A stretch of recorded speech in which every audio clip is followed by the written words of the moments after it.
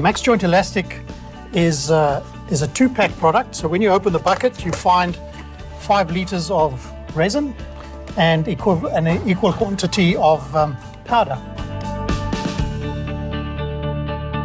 Dryzora Products can only go on a wet substrate. So we have to wet the surface as much as we possibly can.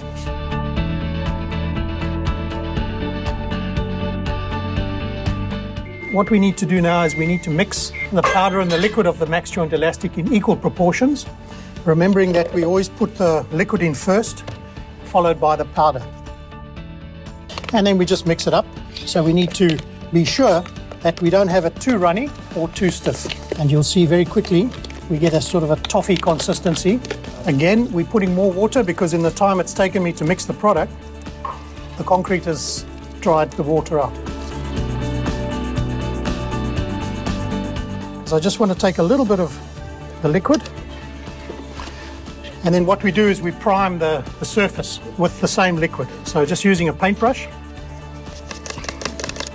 just to make sure it sticks, particularly to the PVC.